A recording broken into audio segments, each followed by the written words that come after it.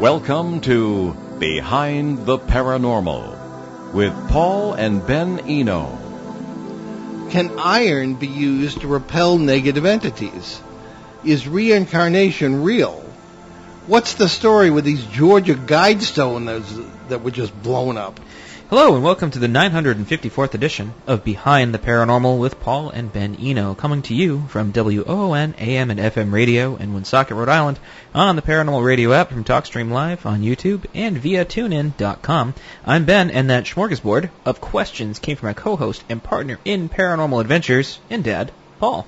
Joining us today as special guest co-host is Peter William Shelley, our good friend from Bogota, Colombia. Peter has been known to our regular listeners for years as the mysterious Peter from South America, excuse me, who sends in excellent questions every week. A native of San Jose, California, Peter has had an active interest in UFOs and the paranormal since the 1960s. After attending film school, he worked in cartoon animation as an artist. Ultimately, he was employed at Hanna-Barbera Studios. In 2020, Peter started his own podcast on YouTube, Shadowy Spectrums. He specializes in interviewing researchers from outside the United States. He lives in Bogota, where he has taught English for over 10 years, but I understand now he's retired. So, Peter Shelley, welcome back to Behind the Paranormal. Well, thank you, and appreciate this great honor. Well, it's an honor to have you with us. Oh, yeah. It's always a good time. Okay. Well, it's an open line show, folks, so let's start with a question from Doug in Texas. Ben, if you would. Sure.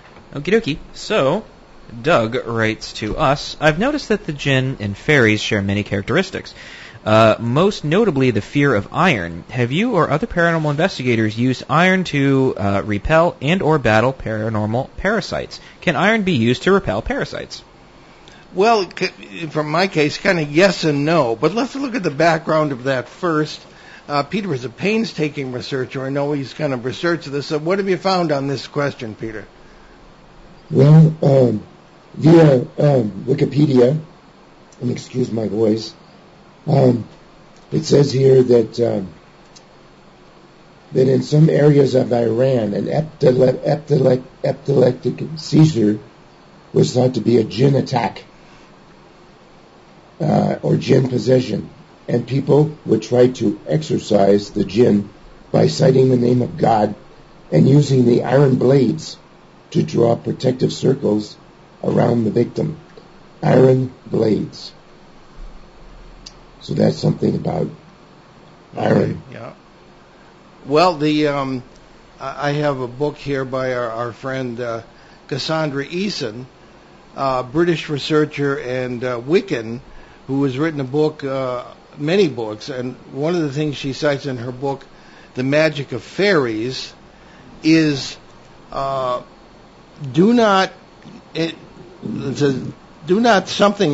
anything containing iron when it comes to dealing with these beings.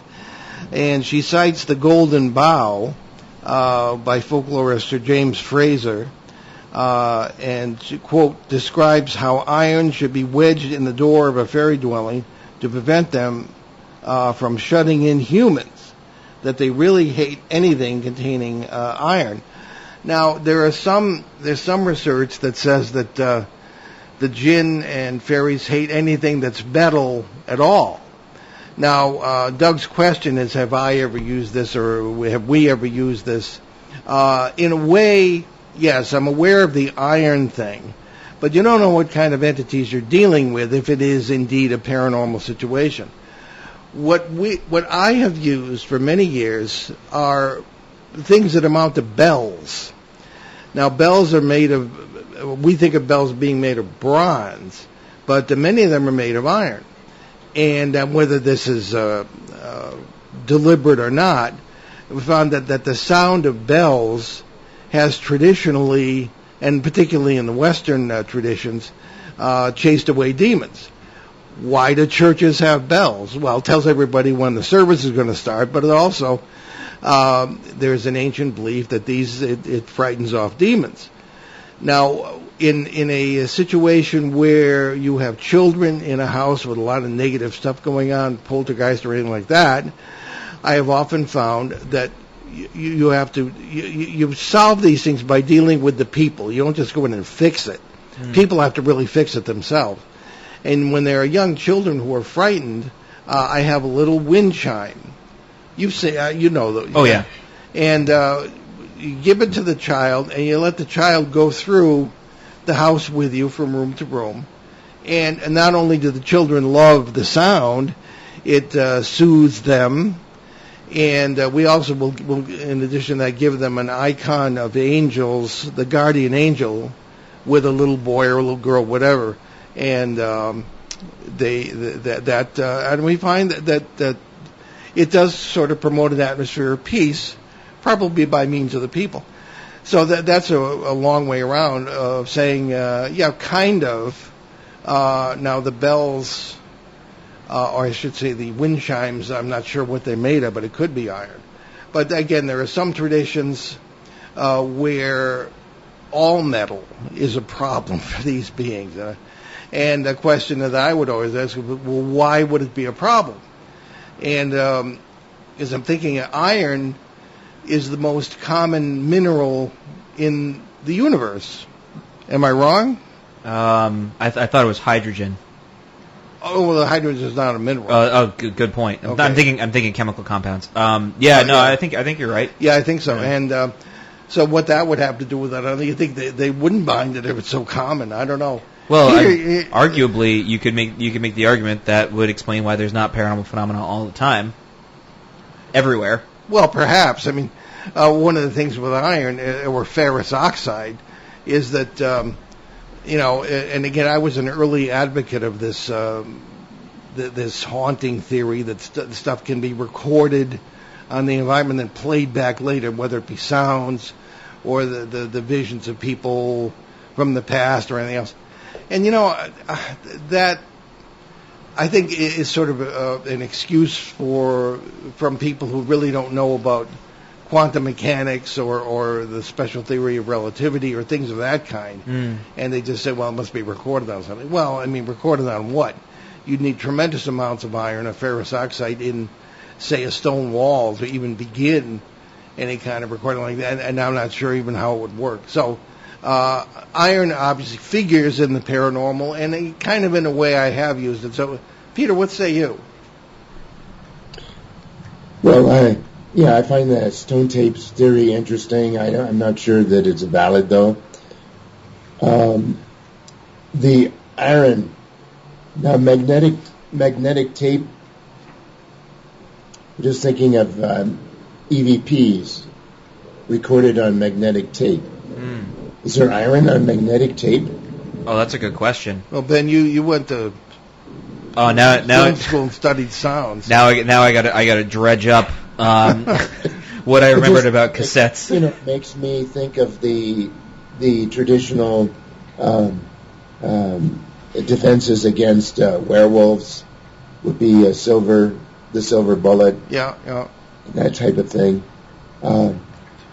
Well, I haven't personally experienced any of these things, so I'm not sure. But if the listener experiences a jinn, they could try iron and give us a report on the results. Yes, I'd like to see that. In the early days, and back when dinosaurs walked the earth, and I was just starting my first cases, we used cassette tapes. And one of the ironic things on our very first field case in Pomfret, Connecticut in 1970 through 72 was in August of 1971 when we heard children laughing. And I've told this story many times, down by Nightingale Brook, below what had been the mill and the couple of houses in this site. And they were acting very odd spatially. But I don't know. I mean, it was with the tape, we could not record it. It was almost like an EVP in reverse. We all heard it, but we couldn't record it. But again, this is primitive medium compared with what the digital media today, but nevertheless we found it very interesting. And it was very clear, and we could hear the katydids, and we could hear ourselves, but it didn't record the voices we were all hearing. Also, to add to this, Peter, I did a quick check because I thought you were correct with the iron oxide for metallic tape. You are correct. It is iron oxide. Typically it's iron oxide. Although chromium dioxide and other metals and small metal particles like barium ferrite are also used in cassette recordings. So, right. Yeah. So while I have not chased anything with a iron sword or anything, Doug, I think there is some work to be done in that. I think it could be tried, and I have found metal to be a useful tool in many cases. So kind of a yes and no, as I said. Okay, why don't we move on to one of them? We've absolutely received a slew of questions and comments on these Georgia guide stones, as they're called. Apparently what happened was that someone affixed an explosive device to the site. They call it America's Stonehenge, or American Stonehenge, because it's got these standing stones and a couple of lintel stones, and it has writing on it. And somebody apparently tried to blow it up, damaged it to the point where it had to be removed. Now, what it said on these, they were there since 1980. Somebody put them, no one is entirely sure who funded it, can't have been cheap. The authors of this are unknown, but I'll read what was on them.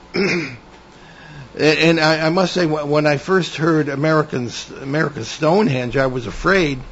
It was our friend in New Hampshire, Dennis Stone. You couldn't ask for a more appropriate name. Right. The owner of what had been known as Mystery Hill and is now known as America's Stonehenge. Dear friend of ours, been on the show many times, and the place had been vandalized a few years ago, much to the chagrin of everyone there. But this turned out to be in Georgia, and it's nothing like what's in New Hampshire. So here's what was written on those stones. Excuse me. Allergies are terrible in New England this year. Maintain humanity under 500 million in perpetual balance with nature. Number 2, guide reproduction wisely, improving fitness and diversity. 3, unite humanity in a new living language. Number 4, rule passion, faith, tradition, and all things with tempered reason. Number 5, protect people and nations with fair laws and just courts. Next, let all nations rule internally, resolving external disputes in a world court. Next, avoid petty laws and useless officials. Nobody could disagree with some of these. Next, balance personal rights with social duties. Next, prize truth, beauty, love, seeking harmony with the infinite. And finally, be not a cancer on the earth, leave room for nature, and then it repeats, leave room for nature. So on these stones, this was carved in English, Spanish, Swahili, Hindi, Hebrew, Arabic, Chinese, Russian, Egyptian hieroglyphs, and classical Greek, which I assume is Koine Greek. Again, nobody knows what this is.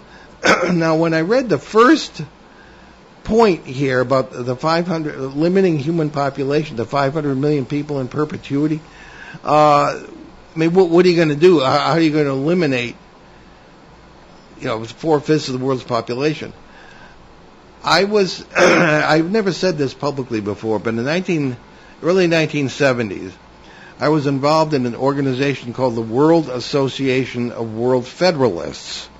It was headquartered in Ottawa, and it had a very cozy relationship with the United Nations. Now, the World Federalism movement still exists, and it's taken many forms, and there are many people, I suppose you could consider them elites, who think it's a great idea. Now, at the time, my understanding of it was that it arose. The movement arose in the mid 20th century after 2 world wars and tens of millions of deaths, and with the not unreasonable idea that unless we come together somehow as a planet and as a species, we're going to blow ourselves to smithereens. And that seemed to be a good idea to me at the time. And on the surface of it is a good idea. However, the idea was to create a world federation, something kind of along the lines of the United States or Canada, where you would have all nations would give up a certain amount of their sovereignty, and you would have a whether it be loose or whatever federation of global thing, maybe along the lines of Star Trek or something. They're never specific about what countries on Earth do, but it seems everybody's part of this federation. But the only trouble with that, I mean, looking back on it today, is that you could end, particularly with the surveillance technology today, you could end up with a police state of a kind unknown in history. But that's the trick. You make things sound reasonable. Well, exactly, yeah. Well, let me tell you what I heard at the United Nations. Now, the WAWF had this cozy relationship with the UN, and if you lived anywhere near New York City, or if you wanted to fly in, you could attend special meetings there with members of the World Federalists and high-ranking or low-ranking diplomats who were working on certain committees. I was particularly interested at that. I was last year of high school, first year of college. I was interested in the law of the sea treaty that was being negotiated at the time, and I had some opinions on that. And I'm standing there one day, and we'd had a meeting in the General Secretariat building, which is the big tall one. And I'm standing in the hallway. Actually, I'm sitting and waiting for someone else who was going to ride with me back to Connecticut. And there were 6 people standing within earshot of me. And I knew who they were because they'd been in the same meeting. There weren't any major diplomats, but there were 3 diplomatic staff, and there were 3 members of our group. They were speaking very seriously and learnedly about how to eliminate most of the world population and get it down to 500 million to 1 billion tops. Now, this is not a conspiracy there. I was there and I heard this. Now, whether it was that they were just spitballing or whatever, but one wonders where these people are today. One of the diplomatic staff was from what was then Ceylon, or Sri Lanka, as it is today. And I listened to them for about 5 minutes. Birth control and abortion came up, establishing a culture where that was acceptable, because it wasn't so acceptable then in most societies. Controlling population by eugenics, which of course was pioneered in this country by Barbara Sanger, and then picked up by the Nazis, who considered her an inspiration. Eugenics is essentially you neuter people who in your book are not smart, or or have physical disabilities, this kind of thing. It's really rather chilling, and things of this kind. Nobody mentioned extermination camps, thank God, but they did mention the neutron bomb, or ERW weapons, which had been developed but wouldn't be deployed for another 2 years, according to my recollection. And those sorts of radiation weapons of that kind, will kill people, but do very little damage to property. So it's perfect for, talk about, and chills were going up my spine. And that conversation has haunted me all my life since then. And then I saw this. It's like the same guys could have been talking with. Now, number 2, fitness and diversity. Okay, new language. Well, they tried Esperanto, right, Peter? And yes. That went over like a lead balloon. Although you can still find it here and there. And then one of the things that figures in here is tempered reason. one person's reason is another person's foolhardiness. I mean, what do you mean by reason? If it's things that can be squared with human knowledge and human thinking, that's not good enough for me. I don't know. So all the way through this, I kind of get nervous with this. Now, I don't know who blew it up. Maybe any sort of Bible-believing Christians would take offense at this.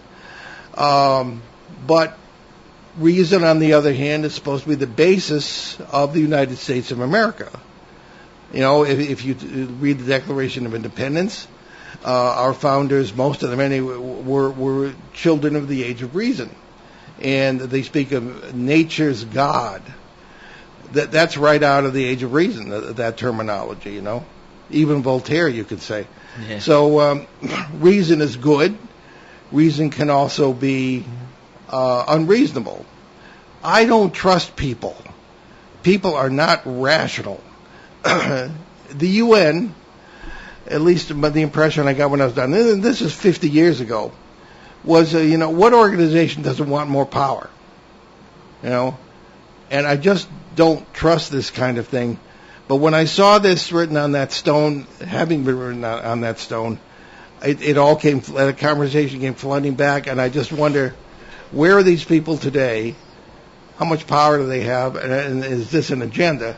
And again, people say, oh, it's a conspiracy theory. Well, I hate to tell you this, but history is full of conspiracy theories. What do you think of 44 BC, that the senators in Rome just took it into their heads to jump on Caesar and stab him? It was a major conspiracy. Hitler and Stalin, the conspiracy to divide up Poland. Secret protocols to that treaty, to their non-aggression treaty. Non-aggression against each other, but plenty of aggression toward everybody else.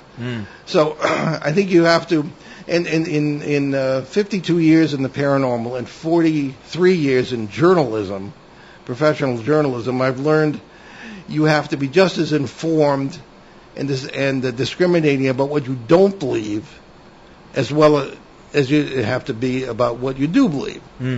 So that's my 2 cents. Ben, Peter, what say you? You first, Peter. Well, one thing that struck me is that there's a book that this Mr. Christian wrote, the architect or the originator of this project. That would be interesting to read that book. I think it's 1986 was the date of the publication. Also, apparently there was a time capsule which they tried to look for and they couldn't find. That would be, of course, very interesting. What happened to that? Sure. I didn't know that. And they dug for the time capsule and couldn't find it. So I think that's something, obviously, that would be important.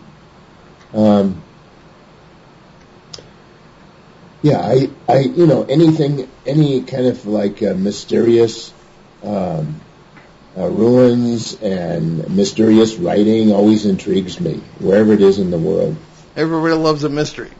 Yeah. Yeah. And, I would like to see that book. And, it's terrible it was destroyed.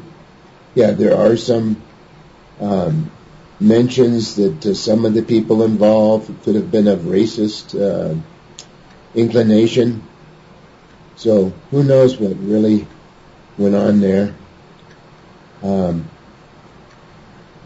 you're right. We know about 10% of what is really going on. Right, yeah. Ben? Well, excuse me.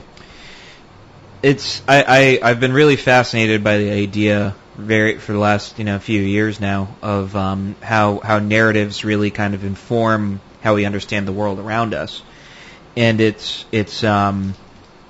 really interesting because you hear people sort of throw the term around like, they're towing the party line, they're towing the narrative, the great narrative, whatever, but nobody ever takes the time to really kind of like consider the term narrative, right? You think, well, it's just a story, who cares, right? Give me the facts, the straight facts. And it's like, well, we like to think we think of things factually, logically, reasonably, right?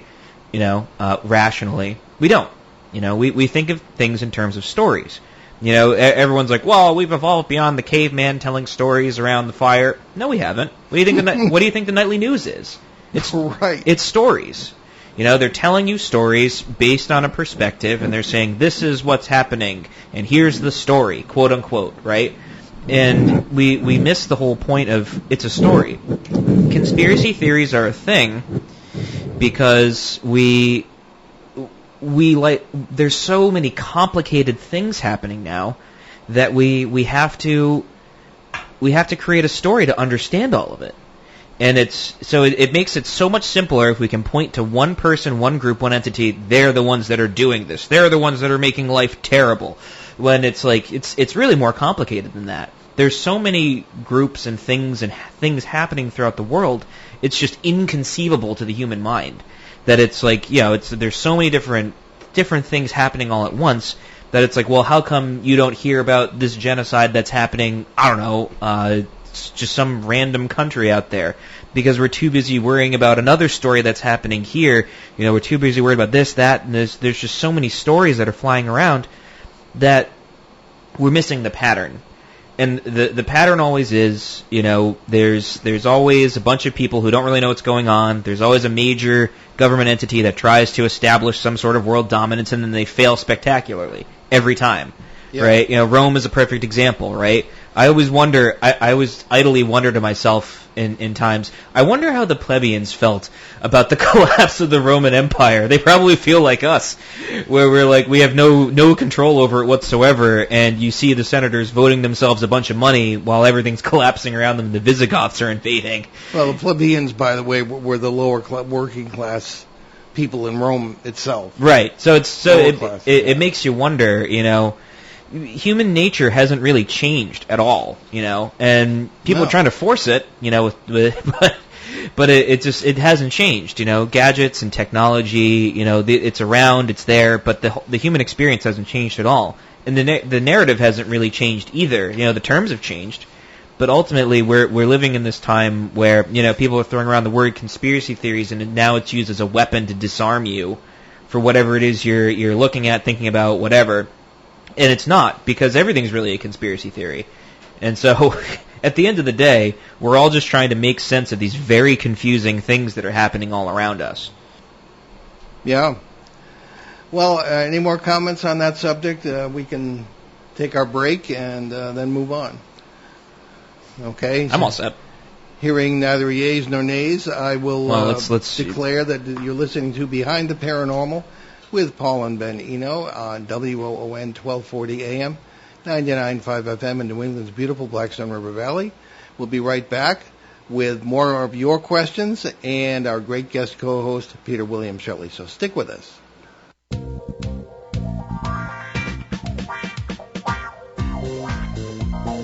The night is alive. Join us and take a walk on the weird side when you tune in to The Kingdom of Nye, hosted by Heather Wade. The finest in late-night talk. Listen live free weeknights starting at 9 p.m. Pacific Time at thekingdomofnye.com, talkstreamlive.com, and the Paranormal Radio app.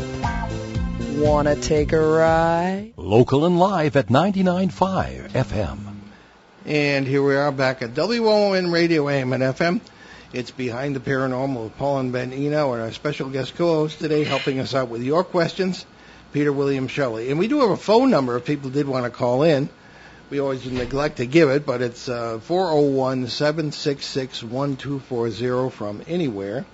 And a lot of people don't realize we have on our BehindTheParanormal.com website a questionnaire that people can fill out about experiences they've had either in the past or present, and we will deal with them individually, usually by email because they tend to be far away. But we thought now and then we like to take these questionnaires and go through them on the air for the benefit of others who may have had similar experiences. So here is one, and this is from Las Vegas, Nevada, from Cindy, okay? And Cindy writes, This came in April. That's how far behind we are. Around the early to mid-'80s, and I was in my early 20s, I guess, my mother was house-sitting an old friend's home while the lady was out of state. The woman, Eleanor, lived in her deceased mother's very old home in the Hollywood Hills, presumably Hollywood, California. You can see the Hollywood sign from her house. This woman was very interesting, as she had been the executive secretary to the owner of the Goodwin Myers Studios and had a lot of 40s and 50s photos and movie artifacts. Anyway, my mother invited me to come up, rent a movie video, and spend the night. She admitted the house gave her the creeps. Later that evening, she went upstairs to sleep in Eleanor's room, and I sat up on the couch in the living room to sleep. I woke up to find a lady standing next to the sofa, looking down on me. I don't know why, but I wasn't scared. I somehow knew that she was just checking out the young stranger in her home and sleeping on her sofa. So I told myself she's only an apparition, rolled over facing the back of the sofa, and went back to sleep. I didn't even bring it up to my mother the next day, as it didn't come to mind for some reason.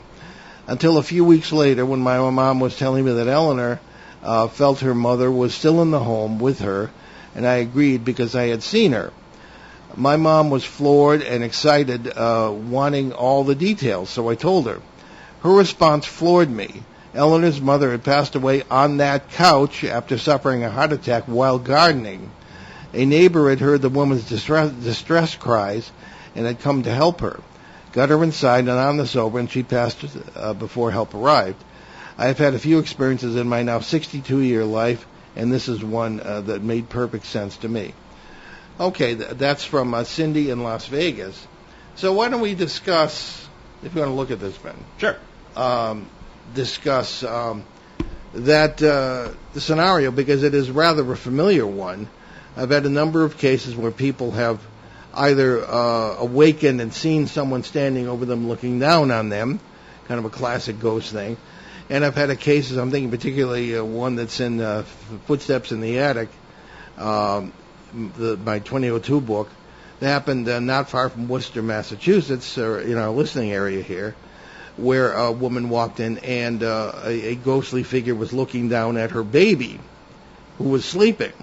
It can be somewhat disconcerting for any mother, certainly. So, our interpretation of this, when I run into it, people will sometimes say, well, you think ghosts are generally people from parallel universes where they never died, sort of interacting with us. But why would they be so aware of someone lying on that couch, say, in Cindy's narrative, or the baby lying in the crib asleep in Worcester, Mass? Why would there be such awareness of people in other worlds? Well, if that's what's happening, I mean, to me, if people were dead, they'd be dead. They wouldn't be doing anything, looking at anything, or standing over anybody. So the multiverse thing, in my opinion, seems to hold water. And there are many, and I've talked about this in my last book, Dancing Past the Graveyard, many examples that I've seen where people in other worlds are operating under different laws of physics, are very aware of us, or versions of us, and it gets kind of complicated. But I think that you can hold on to that theory and still have people looking at you, or looking at babies in cribs, or what have you, in that scenario. So I don't know. Ben, you want to take that, and then we'll go to Peter? Sure. It's always really interesting when there's so many things to consider. I guess it's like my first thought was, someone in a parallel world was like, you go to investigate a sound, right? You go and you check it out, and I, for one, am always the one that is made to be brave and go check out any sort of creak in the house when my wife wakes up in the middle of the night. Yep. Sometimes it's skunks. So, and we call the fire department, and it's horrible. So that's legendary in Douglas, Mass. Now. Yeah, apparently it is, and that's a story for a different day. It's very funny, though. Anyway, but you get up and you go and you investigate, and that very well could be it. Sometimes the simplest explanation is that you know. But other times, you know, it's one of those things where more information is needed. If it's a house that kind of gives you the creeps, I mean, most places in Hollywood give me the creeps, so I understand. It's definitely one of the more mysterious elements of it, where it could be, you know, a person living their life in a parallel world, or it could be something else. But the fact that it didn't bother her really, other than just kind of appearing, you know, I would guess that it's probably something around in the vein of, you know, the worlds just happened to blend for that particular second, and this poor woman who's just trying to live in her house is constantly wondering, why are these people haunting my house, right? Well, Hollywood's full of this. We'll talk about that in a minute. We want to give Peter a chance to jump in here. Yeah, my first reaction was that why was the witness's reaction so mild? Oh, that too. Yeah. Yeah, that's strange. If I see something like that, I'm gonna jump. I'm gonna yell. You know, it's not. My reaction would not be nonchalant. That seems strange. I mean, she is reporting it to you, but she didn't seem to be emotional about it. And to me, I would have an emotional reaction. Well, one of the things we're very interested. I'm sorry. Go ahead, Peter.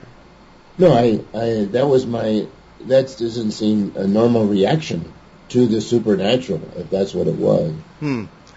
Well, we also have in the questionnaire, which we'll get to in a second, what were your physical reactions? How did you feel? A lot of people don't ask that, and that is very relevant to the presentation we're going to be giving at the Exeter UFO Festival in September about time storms. Funny term, but it's applicable to many of these cases. People feel physically in different ways. The temperature may change. You may have tingling all over your body, and there could be reasons for that related to membranes and time disjointedness or time and space fluctuations that the great British researcher Jenny Randles has identified by the term time storms. Very often these will involve UFOs. There will be phenomena such as fogs or clouds, even indoors. I've seen that in the Bridgeport poltergeist case in '74. So these are all things that we ask. So what are some of the things we ask in the questionnaire, and how did Cindy answer? Sure. So one of the more interesting questions that we ask is, if whatever you experienced reacted to your response above, please describe that reaction. For example, as I became more frightened, the entity approached me, and the answer was, she didn't do or react in any way. For the moment, I woke to her there till I rolled over. She stayed the same. However, I did roll over and never looked back. I wasn't scared. I fell asleep right away. Well, one of the things, too, is, that you may see them looking down at someone or see them looking down at you. Are you what they're seeing?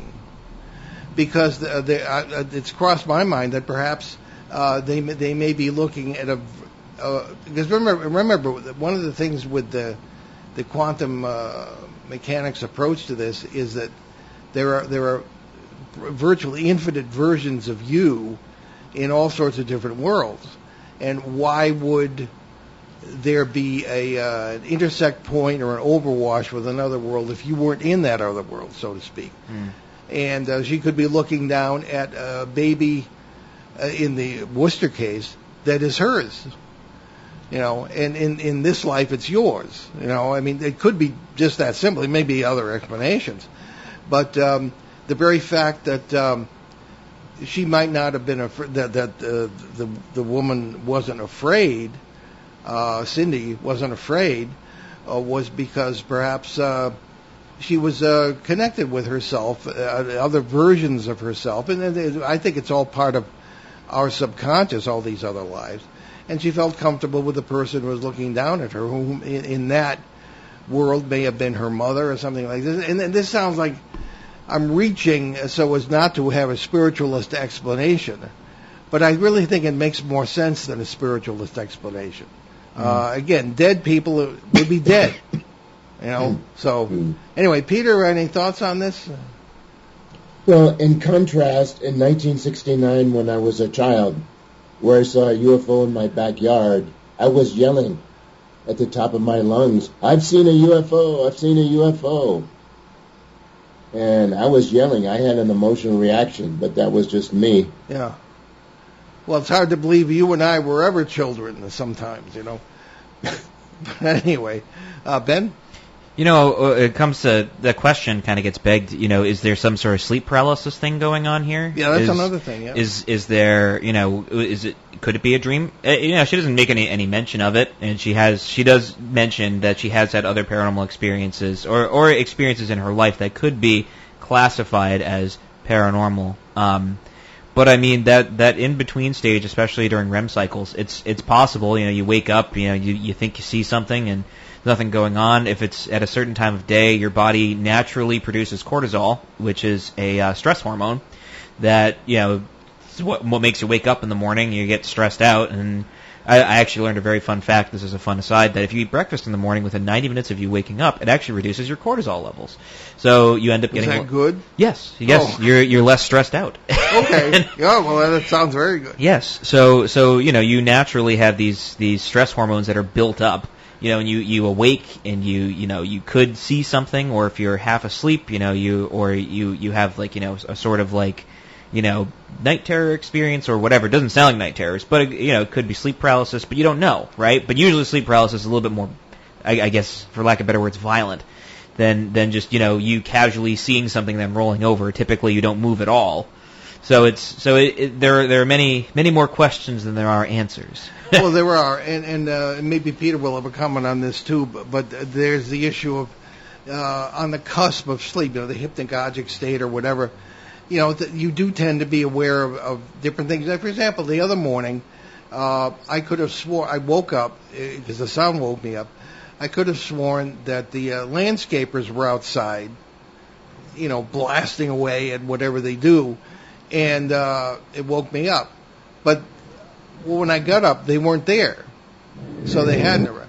And what I think it probably was maybe some other sound outside or something that was going on. But you know, you will interpret. It's almost like pareidolia. I mean, your mind will interpret what the experience is, and especially on the cusp of sleep, going one way or the other. Yeah. I don't always trust what people will experience. But then again, I mean, if you wake up and you're fully awake and you see these things, in the Worcester case, the mother wasn't asleep. It was late at night, but she hadn't even gone to bed, and she walked in and saw this figure looking down at the baby. So, but I think there's a factor that whether it be sleep paralysis or some other factor of that state of awareness or consciousness between sleep and waking that may influence us. Peter, what do you say?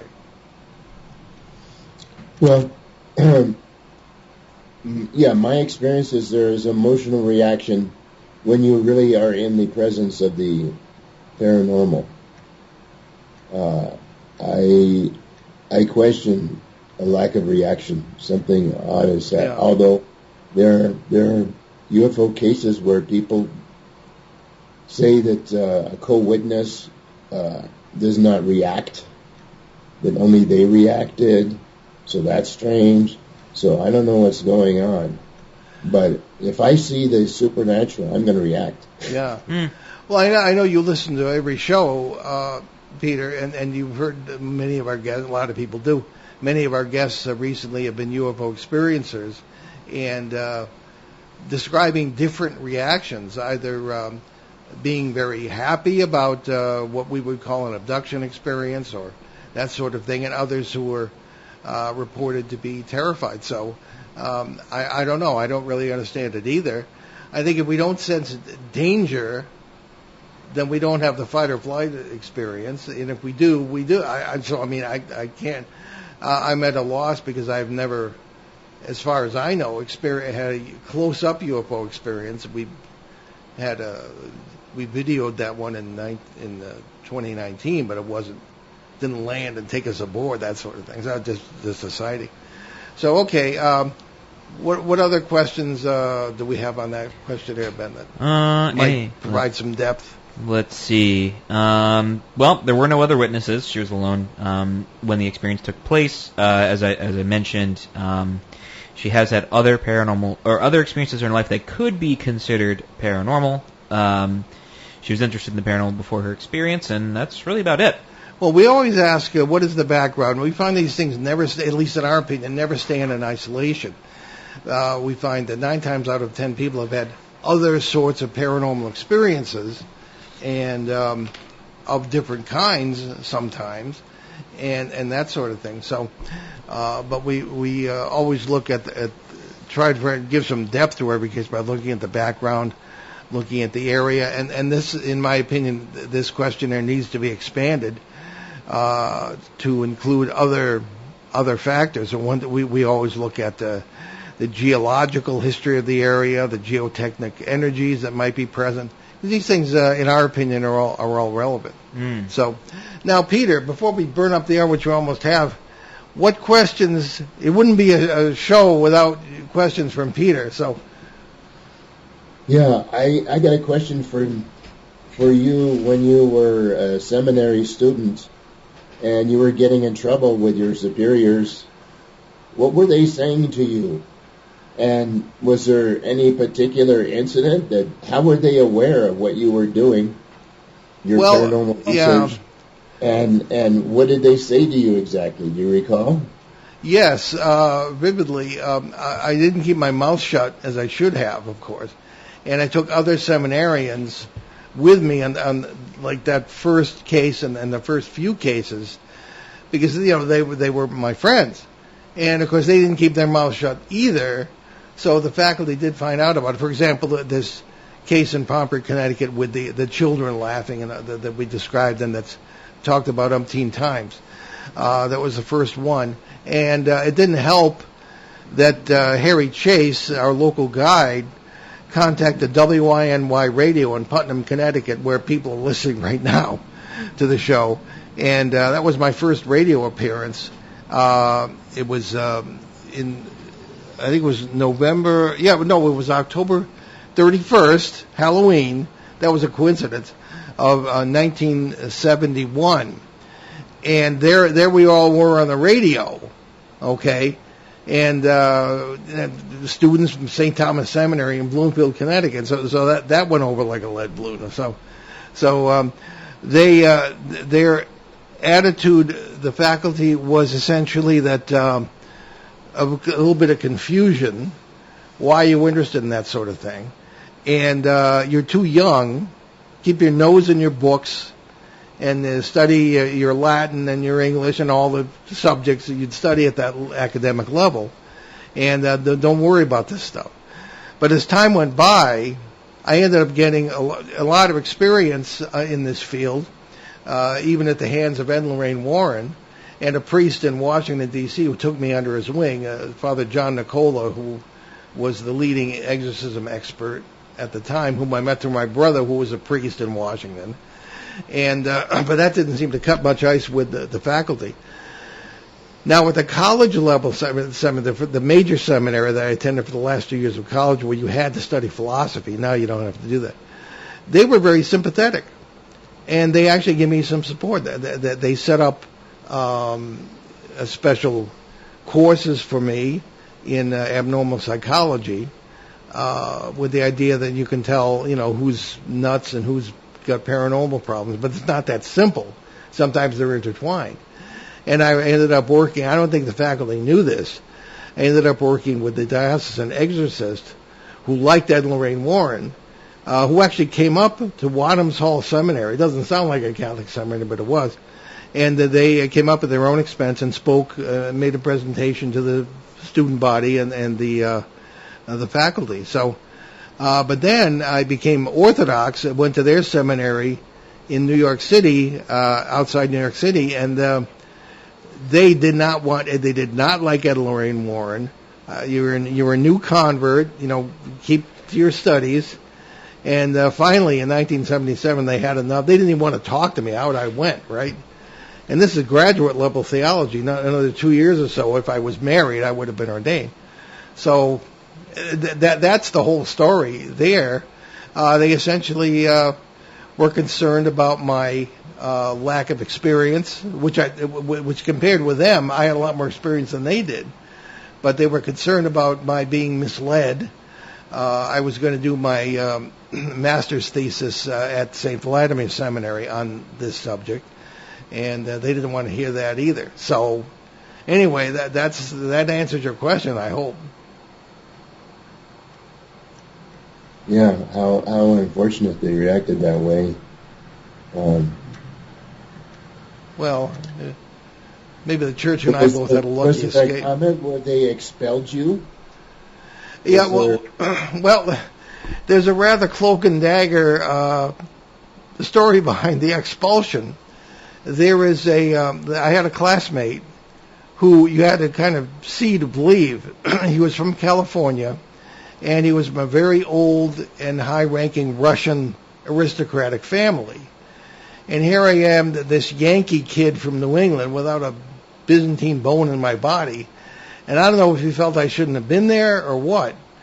But he came to see me about an issue that he had. He said he had, paranormally speaking.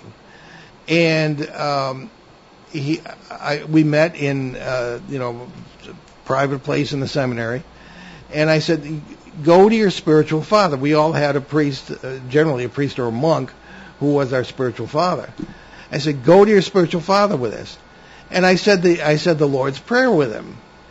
He went to the faculty and said I performed an exorcism on him, which is ludicrous. Now, the rector of the seminary was a very distinguished priest, Father Alexander Schmemann. And if anybody's listening who was Orthodox, they'll know who he was. A great theologian, pretty much the power behind the founding of the Orthodox Church in America, as opposed to the Russian Church. And so, because they're independent national churches. So he, eventually, I called him and I said, what are you doing? And he called me down to the seminary to his office. And this is in the second semester. And I said, of that year, because this happened in December. And I said, what's this about? He said, and I told him I didn't perform any exorcism. And he said essentially that he'd just flown in from Paris, and I went to the faculty meeting. He was worn to a frazzle, and the first thing he hears is about me performing an exorcism, and he hit the roof. Out I went. So he apologized for that. He said, you want to come back and study, right? I said, yes, I do. And but I never got readmitted. So I don't know. Maybe I took that as a kind of a message. My bishop, who is now up for sainthood, Bishop Dimitri, was from Texas, and he said, he didn't want to push the seminary, but he thought I should go back, but obviously I never did. Now, interesting that the guy who accused me of performing an exorcism is now a bishop himself. So, I mean, there are personalities in there, but anyway, I kind of took the hint that this is not the path I should be on. So I ended up in journalism, which was a whole different story, so to speak. So I don't know, people are interested in that whole saga, but that's what it is. Mm. So anyway, I think we better get to our announcements here. It is indeed that time. Yes, it is. And so we'll start off with, if you're into supporting children's charities, and also like Alien Crunch ice cream, if you've ever had it before. If you've never had it, well, now is your chance. Okay. Roswell Burgers and Spaceship Chips, you're in luck. The Exeter UFO Festival returns in September, right around the corner, at the historic Exeter, New Hampshire Town Hall, over the Labor Day weekend. That's September 3rd and 4th. This is a great event, and the whole downtown gets involved. It's sponsored by the Exeter Area Kiwanis Club to benefit local children's charities. Along with ourselves, speakers will include Kathleen Martin, Peter Robbins, Jennifer Stein, Bob Terrio, Mike Stevens, Lynn Nickerson, Valerie LaFaso, and Mac Maloney, among many others. The subject of our talk will be time storms, with many thanks to the great British researcher Jenny Randalls, who coined the term. And we plan to do our traditional live broadcast from the event on Sunday with a panel of the speakers. And this is a very fun event, so if you can join us, please do that. And if you want more details, you can visit ExeterUFOFestival.org. And Peter, where can people hear your show? YouTube, Shadowy Spectrums. Very good. I like the short answers when we're out of time.